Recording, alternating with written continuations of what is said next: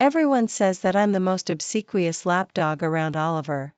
I peeled walnuts for him with my bare hands, and went to buy baked sweet potatoes for him when I had a high fever at 3 in the morning. Even when his first love came back, it was me who went to pick her up at the airport.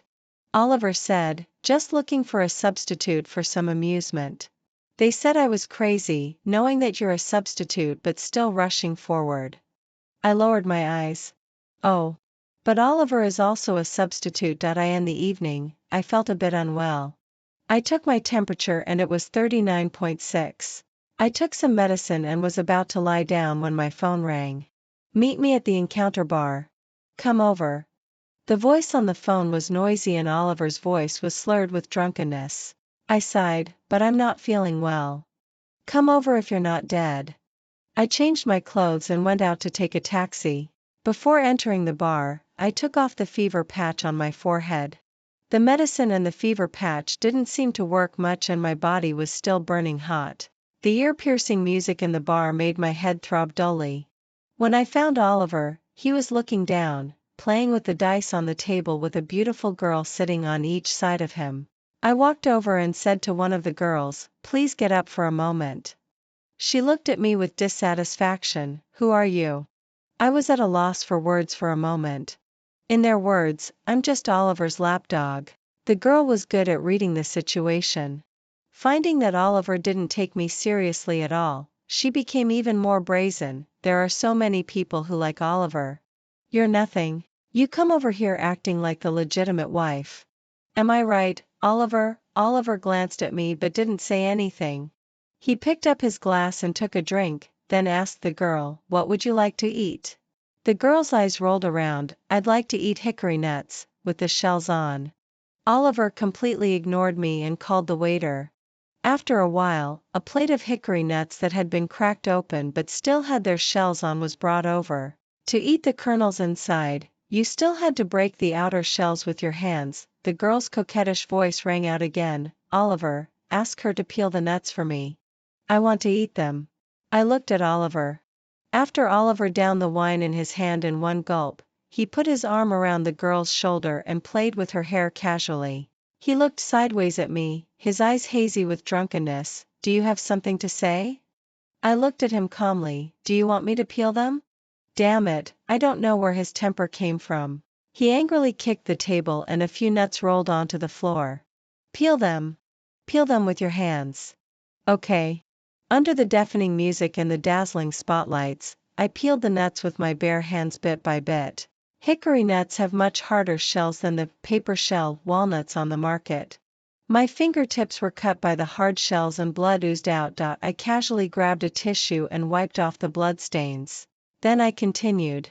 More and more tissues stained with my blood were on the floor. The toasting and chatting and laughter at the booth gradually quieted down. They all turned their eyes on me. My fingers were already bloody. "Oliver." I looked up. He was looking at me at first, but when I looked up, he turned his face away and picked up the beer on the table and took sips from it, pretending not to hear me. I called out again, "Oliver." He didn't look at me and was very impatient. "What?" "There are no tissues left. Could you please get me a pack?" He suddenly slammed the glass in his hand onto the table and turned to look at me angrily. "Is that all you wanted to say?" I didn't understand where his anger came from. I frowned and looked at him in confusion. He gritted his teeth. "No tissues? Lick it clean yourself." The blood was still seeping from my fingertips. I wiped it on my dress skirt.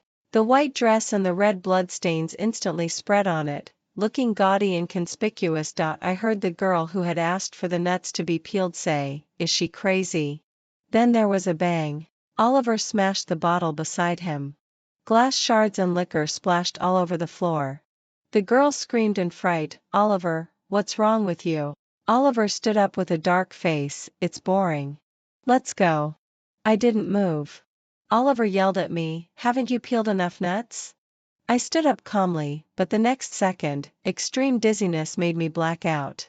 Before losing consciousness, my ears were full of mocking voices. "Awesome. With such a high fever, Oliver just had to call and you were there right away. No wonder she's said to be Oliver's #1 lapdog." It's no wonder they said that. Oliver never hesitated to say to his buddies in front of me, "I need a substitute for some amusement." Whenever this happened, they would all turn their heads to look at me. I just sat there quietly, not crying, not making a fuss, not getting angry. I was willing to be a substitute. I was obedient and well behaved around him, but Oliver also got annoyed with me sometimes. During a heavy rainstorm at night, he once left me on the side of the road. "You're not her no matter how much you resemble her. Don't bother me again in the future," I said. "I'll try to figure something out." Crazy. He drove away, leaving a cloud of dust. After that incident, I didn't go to him for about 3 months. Then he showed up in front of me again, looking irritable. "Didn't you say you'd figure something out?" I answered truthfully, "I was thinking about it. But I haven't come up with anything yet." He roughly dragged me into the car, "Come with me to a place." Since then, I've been back by Oliver's side. One late night, his friend called me, "Oliver has passed out drunk." When I arrived, Oliver was lying on the sofa with a pale face, as if he had no breath. He looked like he was dead. With a buzz, my mind went blank. It wasn't until I could feel his heart beating that my tears stopped. "You're crying as if Oliver's dead." "Don't worry. He's just drunk, not dead." But I was still worried. I still took him to the hospital to have his heart checked. I stayed with Oliver all night that day. He woke up before me and was looking at his phone. His buddies had taken pictures of me crying like I was mourning the dead last night and sent them to the group to tease me freely. "Were you that afraid that I'd die?" Oliver asked me. I raised my hand to feel his heartbeat. One beat, another beat, clear and strong. Oliver said, "I'm lucky. I'm fine even after getting a new heart." My eyes dimmed in an instant. The heart was beating clearly under my palm. This heartbeat had once belonged to someone else. When I woke up in the hospital, as expected, Oliver wasn't by my side. The nurse came to take my temperature. It had gone down, the fingers that were injured while peeling the nuts had been bandaged. Oliver hadn't contacted me during this time. It was a month later that a bet was suddenly launched in his buddies group. "Gianna is coming back. Let's bet on how long Scarlett, this substitute, can stay by Oliver's side." 1 week. 1 month. 3 months. Gianna was Oliver's first love. In the evening, I received a call from Oliver. "Drive to the airport to pick someone up." When Gianna saw me, she looked me up and down from head to toe. Such a clumsy imitation. "Oliver actually let you stay with him for so long." I drove quietly without responding to her words. When the car was waiting at a traffic light, Gianna looked at me through the rearview mirror. "I heard it was you who actively chased Oliver. Your boyfriend had just died in a car accident before that. Oliver also had a heart surgery during that time." I slammed on the brakes. Gianna, who was in the back seat and wasn't wearing a seatbelt, was thrown forward violently and hit her head on the front seat. "Are you crazy? Do you know how to drive?" I pointed at the red light. "If I didn't, you wouldn't have the chance to talk to me now." She angrily fastened her seatbelt and then started touching up her makeup. She finally quieted down for the rest of the drive. When we arrived at the box, the moment I pushed open the door, everyone's eyes inside focused on me. They looked me up and down and then started laughing freely.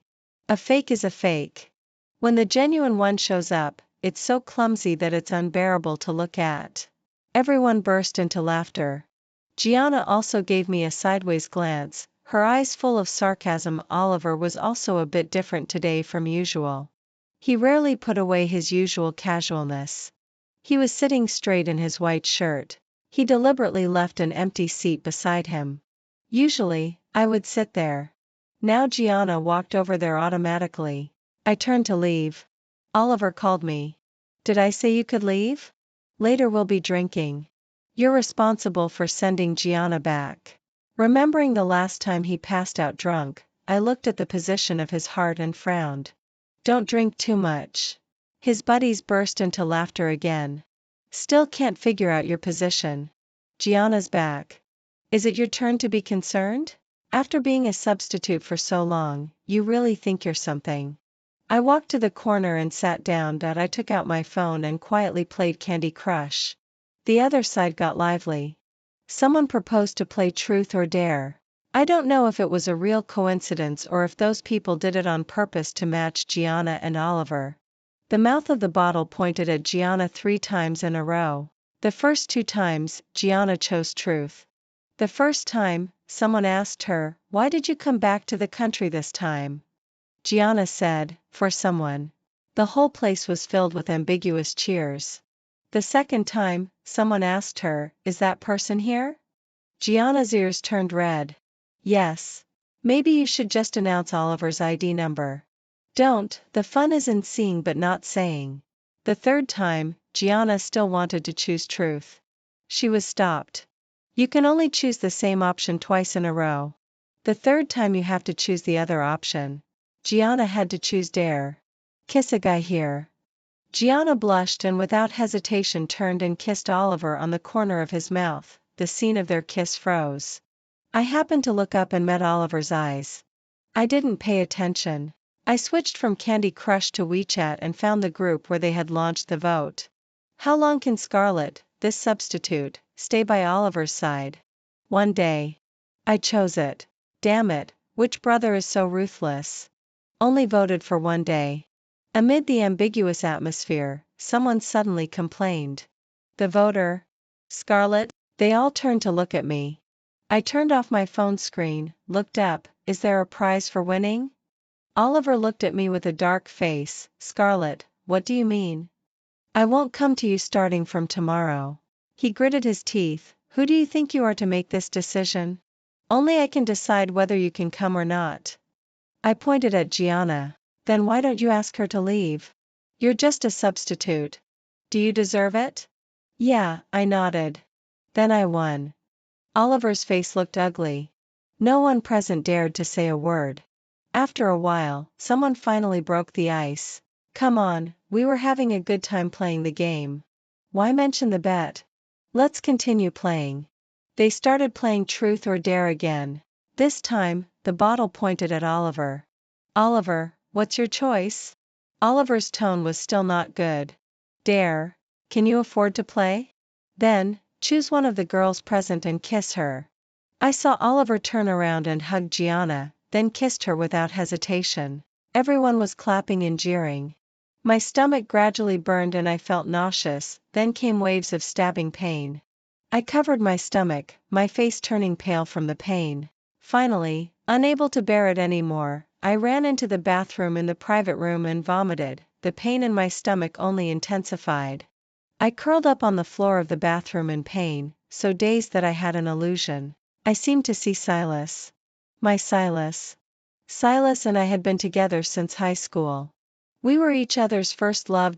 We were admitted to the same university together and stayed in the same city to work. Originally, we should have had a wonderful future. In the year when I just graduated, as an intern, I worked desperately to get a permanent position and often forgot to eat. My stomach had problems due to hunger. Once, I worked overtime until very late. I hadn't eaten all day, and my stomach problem flared up. I curled up in my workstation in pain. The medicine I usually prepared was already finished by me. Silas, who came to pick me up from work, saw this and his eyes were full of heartache. He poured me a cup of warm water, told me to have a good rest, and then went to buy medicine. He left for a while. After I felt a bit better, I turned around and found that his mobile phone was left by the water dispenser. Worried that he didn't have cash, I picked up his mobile phone and planned to go find him. When I got downstairs, I found that many people had gathered around on the opposite road. Some people also walked past me in a hurry and headed towards the place where the crowd gathered. It seems that someone was killed in a car accident over there. It felt like my heart was yanked hard. I told myself not to think wildly. But I still couldn't help walking towards the direction where the crowd gathered. And I saw Silas. He was lying in a pool of blood, and the stomach medicine he bought for me was scattered beside him. Silas. Silas. I ran to his side crying. He was lying on the ground covered in blood. I didn't dare to hug him. I didn't know where to touch him so that he wouldn't feel pain. I wanted to call the police and dial 120. But my hands were out of my control. My hands holding the mobile phone were shaking. I could only cry and beg the onlookers, please, please help me. Please help me. Someone comforted me, don't worry, little girl. We've already made the calls. Some people also took out their mobile phones to take pictures of us. This young couple is so affectionate. Silas opened his eyes and said with difficulty, don't cry. I cried even harder. I really wanted to hug him, but I was afraid of hurting him. I could only choke back sobs and kept calling his name, Silas, Silas, Silas, Silas. He slowly raised his hand and covered my face. Don't let them take pictures. You still have to get married in the future. The ambulance stopped beside us. The medical staff came down with a stretcher. Silas' hand, however, slowly slipped down from in front of me. I quickly reached out to grab it. But I couldn't feel his pulse. No. Silas, no. At 22:13 on February 14th, I still lost Silas. The door of the bathroom was kicked open, and I saw Oliver. Gianna and his buddies came in with him. They looked down at my wretched appearance. I told you she wasn't that free and easy. Now she's deliberately playing the victim to make Oliver feel sorry for her. She's quite good at pretending. She was so straightforward just now, but now she's playing tricks and pretending to be pitiful. I sat against the wall covering my abdomen.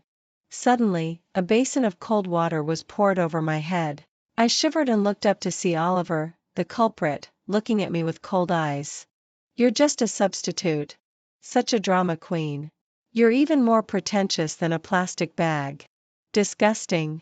I, in a mess all over, looked at the position of his heart. At this moment, I finally let it go. He only had Silas' heart. But he had nothing to do with Silas. Silas would never pour cold water on me. Nor would he ask me, who had a fever in the middle of the night, to buy roasted sweet potatoes for him. He wouldn't deliberately humiliate me and make me do things for other women. He wouldn't deliberately make me drink alcohol. He wouldn't let his friends laugh at me. He wouldn't make me embarrassed. I stood up, walked through them, and headed towards the door of the private room. The water stains spread all the way as I walked. When I was about to walk out of the door of the private room, Oliver shouted at me, Scarlett, did I fucking say you could leave? I walked out firmly.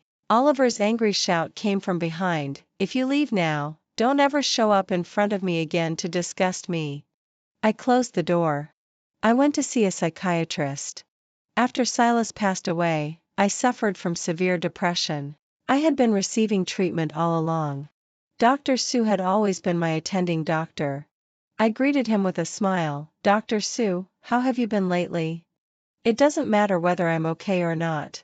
What matters is whether you're okay. I told the truth, I should be getting better soon. I've been able to accept the fact that that person has nothing to do with Silas at all. But Dr. Sue suddenly frowned. I don't think so. Some people can't survive when the thing they've been clinging to suddenly disappears. It's like their spiritual pillar suddenly collapses and their world is destroyed. I'm really worried about what will happen to you if the thing you've been clinging to is gone one day. I still smiled. No, I'm fine now, aren't I? Dr. Sue sighed. Let's do the test first. When the diagnosis result came out, it was still severe depression. Dr. Sue was very frustrated. You're the nicest patient I've ever met, but also the one with the least effective treatment. You've already started to make me doubt my professional ability. I comforted him instead. No, I think Dr. Sue's treatment is very effective. He smiled bitterly. Anyway, Scarlett, I still hope you can get out of this and live a good life. I hadn't seen Oliver for a long time and I had completely deleted his contact information. Usually, when I had nothing to do, I would go shopping and have dinner with my good friend Sunny. Everything was fine. But Oliver suddenly showed up in front of me again. In the afternoon, Sunny and I were tired from shopping and went to a tea restaurant for dinner. When we were halfway through the meal, Oliver and Gianna walked in. There weren't many people in the restaurant today, and many seats were empty. But Oliver deliberately chose the seat opposite me. He sat side by side with Gianna. After the desserts were served, Gianna fed him spoon by spoon. Occasionally, Gianna would act coquettishly and ask him to feed her, and he would also feed her a small piece with a spoon. The two of them were affectionate, just like a young couple in the honeymoon period. Seeing that we had almost finished eating the food on the table, I asked Sunny, "Are you full? Let's go back." "Let's go." When we were leaving, a loud noise of something breaking suddenly came from Oliver's table. Gianna screamed, "Oliver, your hand is bleeding." Suddenly, I remembered that in the past, even if Oliver just got a small cut from a knife, he would call me up in the middle of the night to go and bandage it for him. At first, I didn't bandage it well, and he always thought it looked ugly. A guy insisted that I tie a bow for him. Later, I learned many ways to tie knots. However, this time, I left the restaurant without looking back. I woke up in the middle of the night feeling thirsty. When I got up to get some water to drink, I saw that there were over a dozen calls from unknown numbers on my mobile phone. After drinking the water, I dialed one of the numbers back. Oliver's hoarse voice came, "Why didn't you answer the phone?" I hung up directly. He called again. I blocked the number. Then another unknown number called in. Having been with Oliver for some time, I knew his character to some extent. He was a bit paranoid at heart. Not wanting my phone to be bombarded with calls all night, I answered the call. "What on earth do you want?" He persisted in asking, "Why didn't you answer the phone?" I had it on silent. He paused for a moment. "In the past, no matter how late it was, I could always find you." That was in the past. Indeed, I used to keep my phone on 24 hours a day for Oliver. I was a very dutiful lapdog. I said, "If there's nothing else, I'll hang up first. I have a fever. Can you come over? I'm really uncomfortable." Oliver got sick with a fever easily. He said it was a sequela of his surgery. So in the past, every time I heard that he had a fever, I was always very nervous, afraid that it would have an impact on his heart. But after asking the doctor said it was just a reaction of the body's immune system and had nothing to do with the heart. Only then did I feel relieved. "I don't have time. And don't forget what you said." I hung up the phone directly. Oliver was lying on the sofa. There were over a dozen mobile phones on the coffee table. Now no matter which number he used to call Scarlett's number, it was always powered off. He couldn't accept that Scarlett, who had always been so obedient, would ignore him one day. When Scarlett said those words in the private room at first, although he was angry, he actually didn't believe it. Everyone knew how much Scarlett fawned on him. How could she possibly leave him? In the end, she was found pretending to be pitiful in the toilet, just to win his sympathy, but he also wanted to punish her. After all, she had dared to say those words about leaving him just now. So he poured a basin of cold water on her. Later, when she left, he also said harsh words to her, but it wasn't the first time he had said such words to her. Which time didn't she come back to fawn on him obediently? He always thought that this time it should be like any of their previous quarrels. Scarlett definitely wouldn't be able to hold out for 2 days and would come running back to him. But 2 days passed, and she didn't make a move. 2 weeks passed, and she still didn't make a move. A month passed, and he couldn't bear it anymore. He dialed Scarlett's number, only to find that he had been blocked. He couldn't tolerate this situation, so he deliberately inquired about Scarlett's itinerary, knew that she went to have afternoon tea, and deliberately followed her there. He also deliberately showed great affection in front of her, just waiting for her to get angry, but she didn't. She left casually. She just left like that. The doorbell rang. Oliver immediately got up from the sofa and went to open the door. He just knew that Scarlett couldn't let him go and that she couldn't possibly not come to him after knowing that he had a fever. When he opened the door, the person who came was Gianna. Gianna looked worried. "I heard you had a fever. Are you okay? Why is it you?" Oliver lay back on the sofa disappointedly. Gianna took out the medicine she brought. "I'll pour you a cup of warm water. Take the medicine." "No. If you don't like taking medicine, I'll make you a cup of ginger tea. Drink it to sweat and bring down the fever." "No, I won't." Gianna suddenly fell silent. After a long while, she said in a low voice, "Do you have to have Scarlett come here before you'll take the medicine?" "Oliver, you used to like me the most." Oliver was lying flat, with his arm across his forehead, covering most of his face. His voice was muffled. I'm sorry. I don't know. Hearing this uncertain answer, Gianna suddenly got excited. She's just a substitute for me.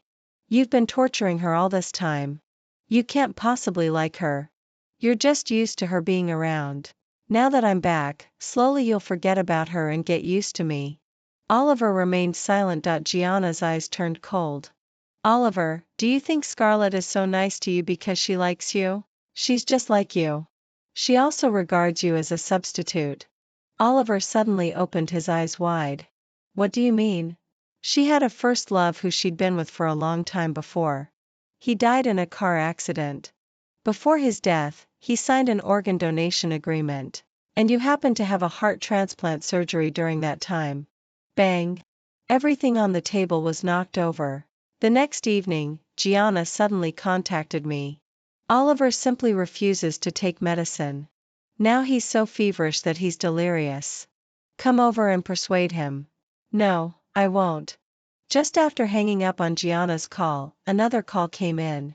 This time it was Oliver's brother. How could you be so heartless? At least you've been with Oliver for over a year.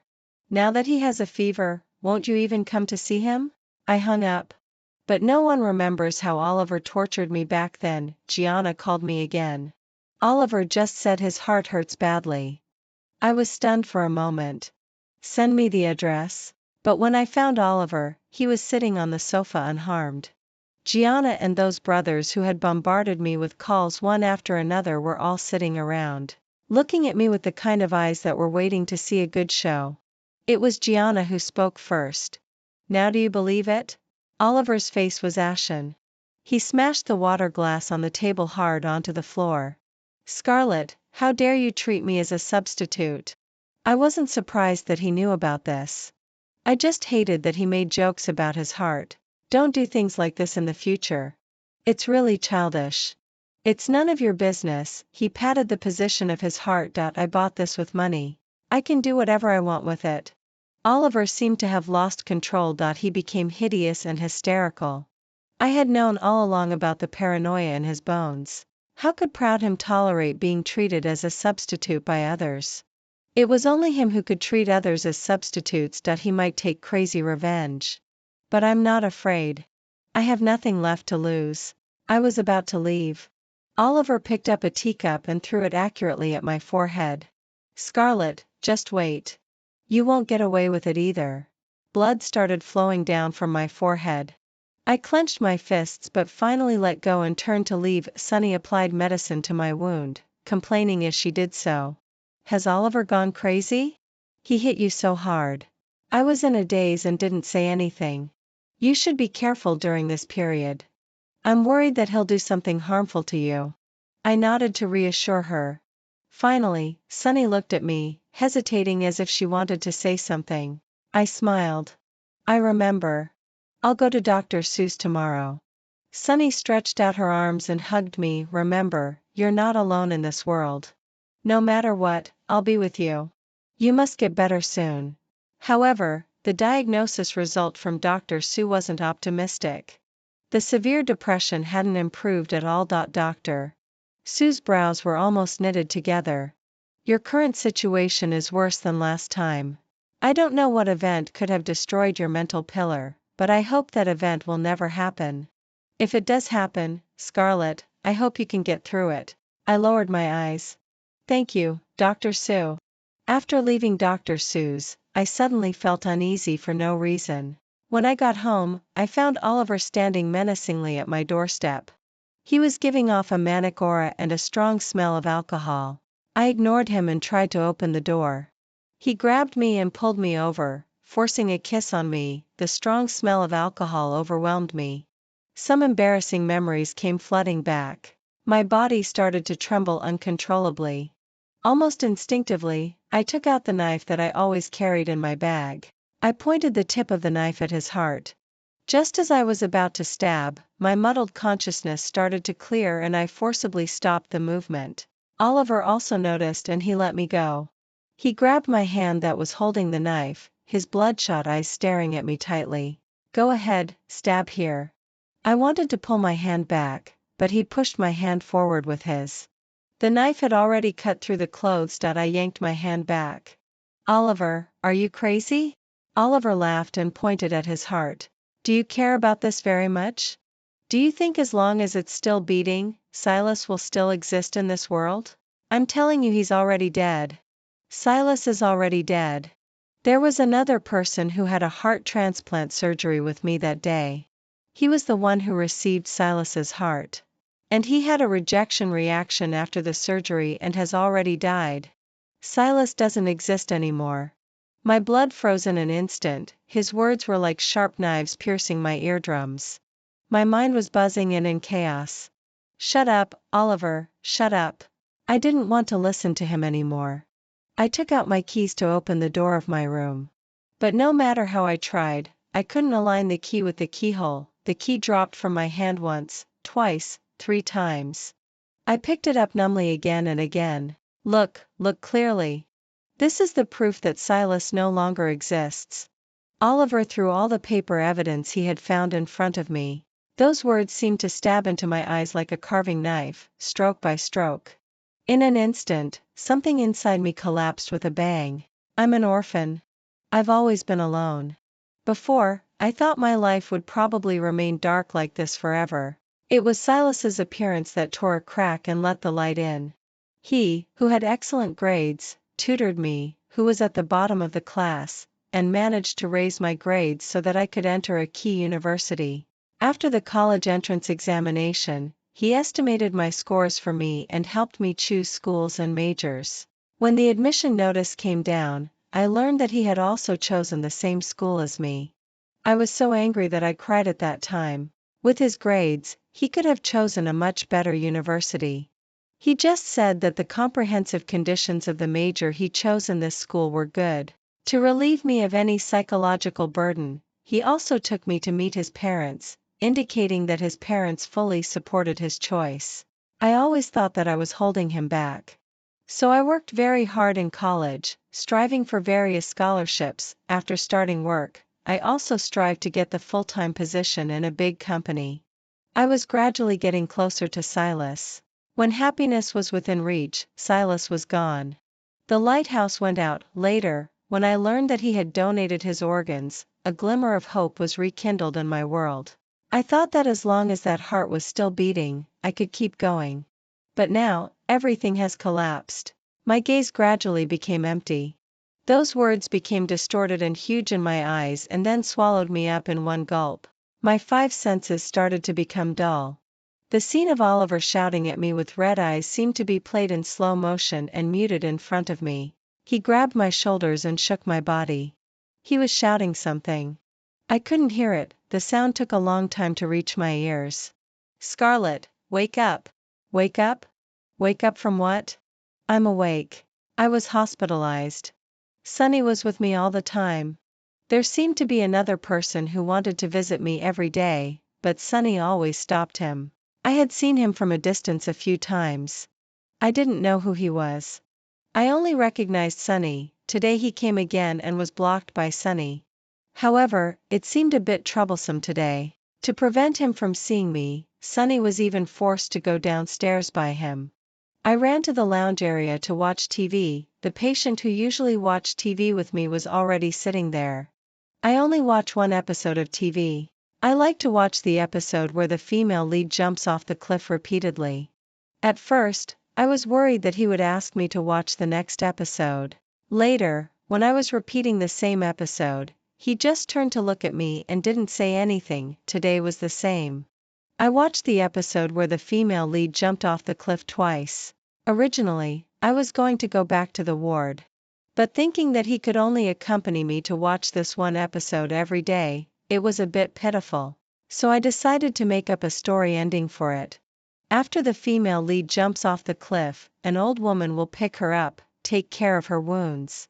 After her wounds are healed, the old woman finds that she is beautiful, so she sells her to a brothel and makes a lot of money. The man turned to look at me. That's not what you said yesterday. You said that the female lead jumped off the cliff and fell halfway, was caught by a crane and taken to the sky to be a maid of Chang'e. Because the female lead is beautiful, Hoey fell in love with her.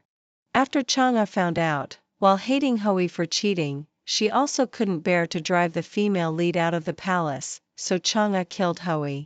I blinked. Did I talk to you yesterday? He nodded. Okay. I'm used to it. My memory doesn't work well.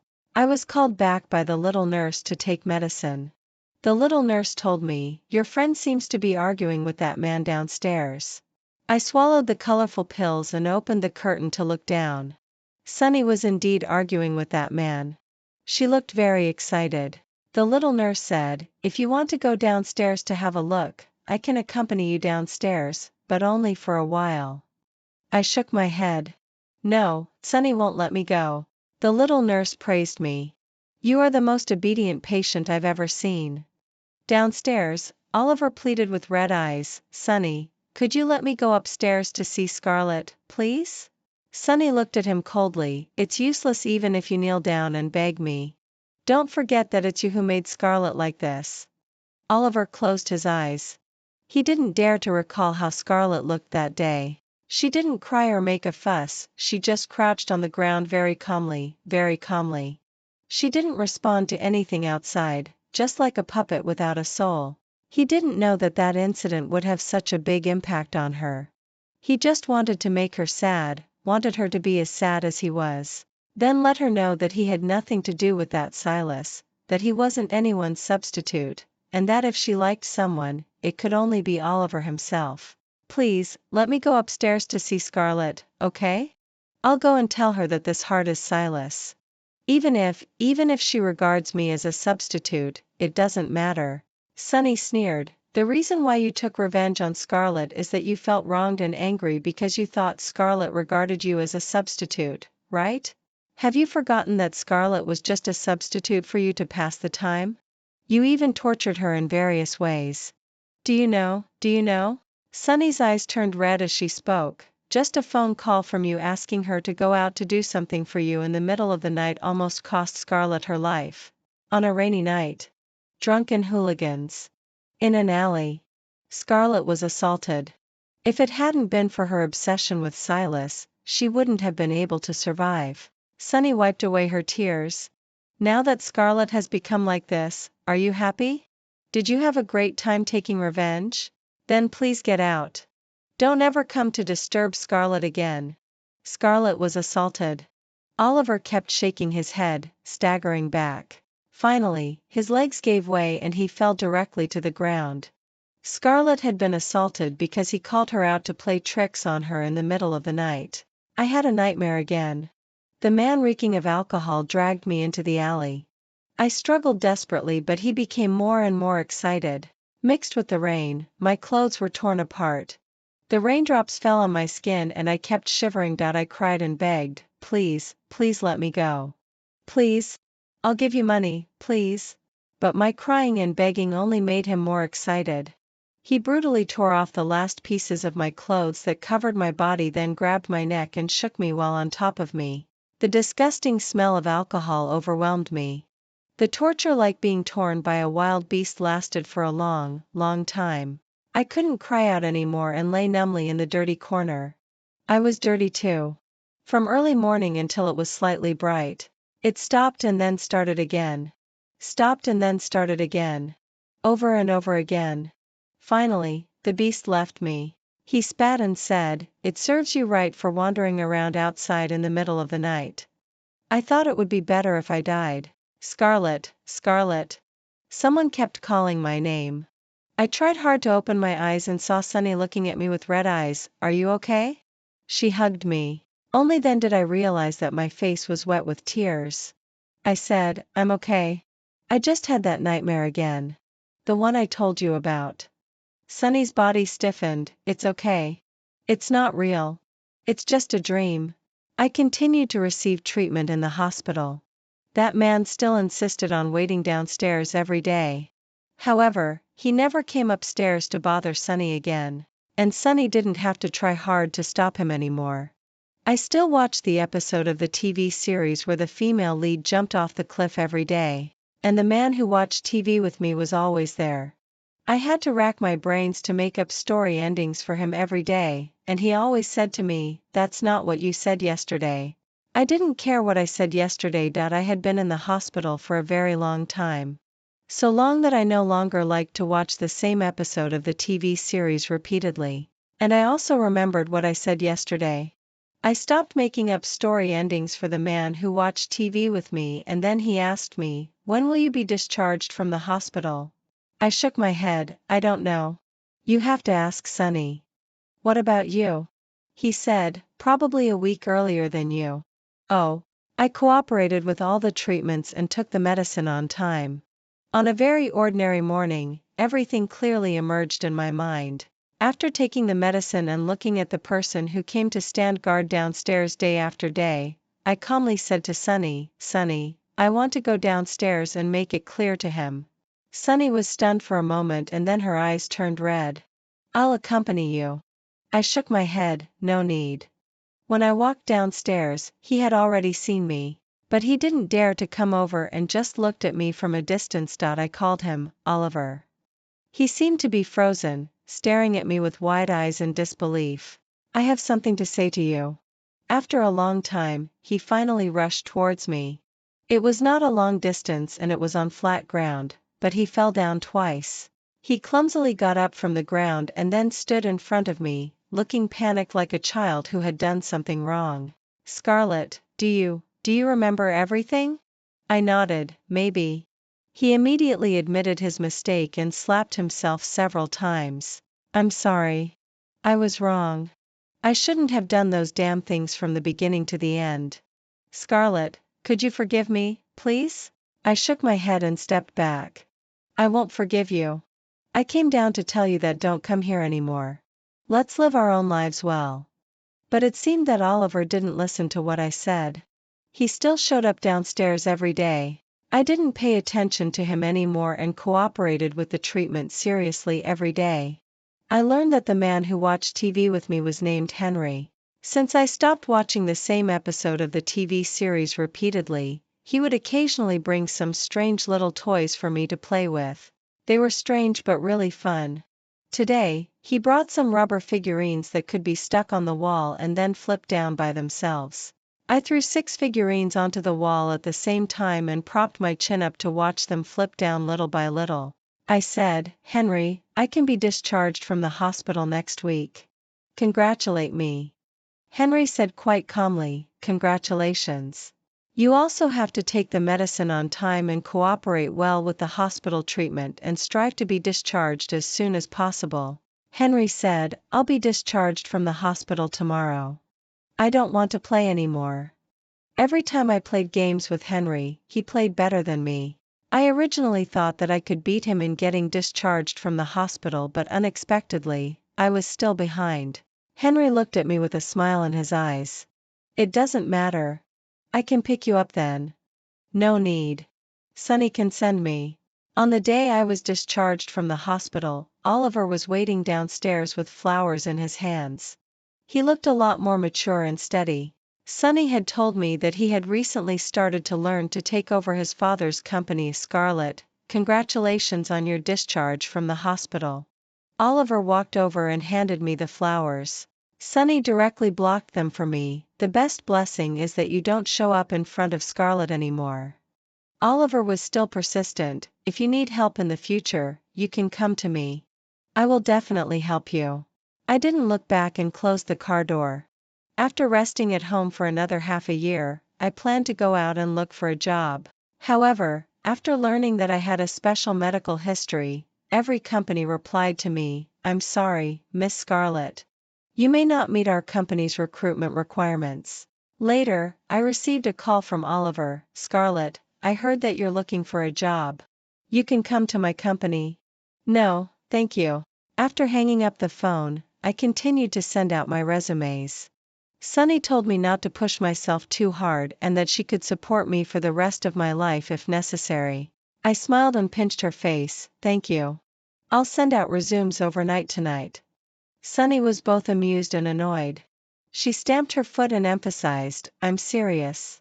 After a long time without any response after sending out my resumes, I finally received a phone call inviting me to an interview. However, I waited in the company's meeting room for a long time, but the interviewer didn't come. Just when I thought I probably didn't have a chance, Henry appeared at the door. Sorry. I just had to deal with something temporarily and kept you waiting. I opened my eyes wide in surprise and looked at him. And then I heard the people following him call him President Henry. Henry runs a company? Sonny's surprised voice was almost loud enough to shake the company. I nodded while drinking milk tea. Then why was he in the hospital? To be precise, he was accompanying his grandma. The sick person was his grandma. His grandma only allowed people dressed in hospital gowns like her to get close, so he was forced to change into a hospital gown, and we also misunderstood him. So, did you get the job? I nodded, yes. It wasn't that easy to work in Henry's company. There were no secrets in the company. Just 1 week after I started working, my colleagues all knew about my medical history. But no one dared to make things difficult for me. Because Henry blatantly indicated that he had specially recruited me, the only one who made things difficult for me was Henry. He taught me in person. It could be said that he taught me everything he knew, but he was also impartial. Many times, he scolded me severely. I've emphasized this point again and again. Why do you still make mistakes? I'm sorry. I'll definitely pay attention next time. The loss has already been caused. I'll deduct half a month's salary as a warning. Don't let it happen again. But I didn't dislike Henry. I could still tell what was good and what was bad. I knew that he was doing it for my own good, and under his strict teaching, I did grow up very quickly. Cooking for him was the apprenticeship fee he asked for. I couldn't remember how many meals I had cooked for Henry. Today after work, I made sweet and sour spare ribs for him. He took a bite and frowned. It seems that you put too much sugar. It's too sweet. I directly took the dish in front of me, eat it or leave it. He looked at me and chuckled, Scarlett, you've got guts. When I first started cooking for Henry, I was still very careful to take care of his taste. After cooking each dish, I would ask him if it was too salty or too bland, and then silently remember it in my heart and tell him to pay attention next time. Now I just ignored him. It's off-duty time now, Henry. He shook his head with a smile and still ate up all the sweet and sour spare ribs, and then took the responsibility to clean up the dishes and wash them. Days passed by. At the company's annual meeting, I climbed up the ladder to put up ribbons in the office. The person holding the ladder left temporarily to go to the bathroom. I didn't notice and leaned back a little, and the ladder shook. I fell backwards along with the ladder. Screams came one after another. I was in the hospital again. Fortunately, the ladder was relatively short, and it only caused abrasions and bruises. I was sitting in the consulting room waiting for my colleague to pay the medical bills when I saw Henry walking towards me in big strides. Before I could open my mouth to ask him why he was here since he was supposed to be at a meeting in another company, I was suddenly hugged tightly. Why were you so careless? I was stunned for a moment. He said, let me hold you for a while. At that moment, all the sounds around seemed to be amplified infinitely. I could hear the crying of children and the angry shouts of parents mixed in, but at the same time, it seemed as if I could hear nothing. I reached out to push him away. His hoarse voice rang out again, give me a chance, Scarlett. Let me court you. I pursed my lips and still intended to push him away. He had already let go of me first, only then did I notice that his eyes were red. I said in a low voice, do you know why I'm hospitalized? I'm really sick.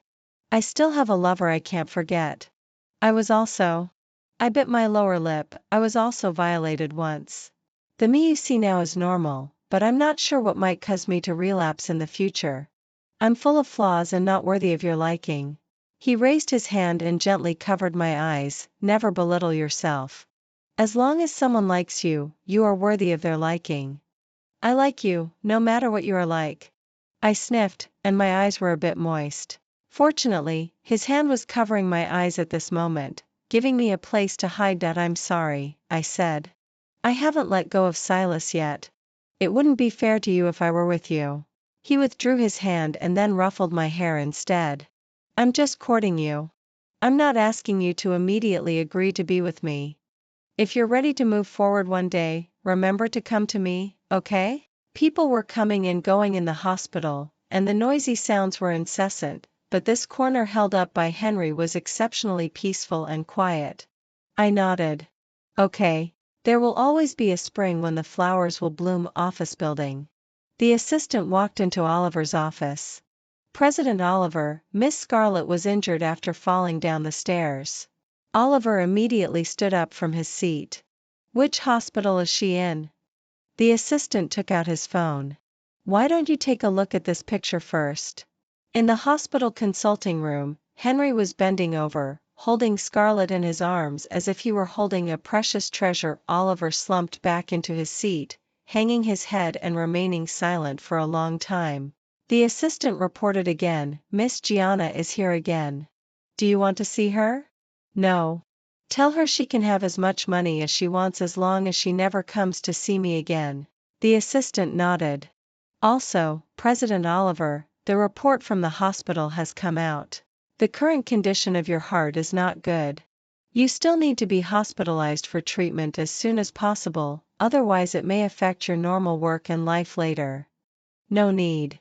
And don't report this to my parents either. But President Oliver, your body. Oliver rubbed his aching heart and waved his hand at the assistant. I know my own body. Have you found that person? The assistant was stunned for a moment before realizing that President Oliver was asking about the person who had once violated Miss Scarlett. Yes, he was just released from prison a week ago, but it seems he got into trouble again and was sent back in. This time he was sentenced to life imprisonment. It is said that. The assistant carefully glanced at President Oliver's face. It was President Henry's doing. Oliver bowed his head and laughed bitterly.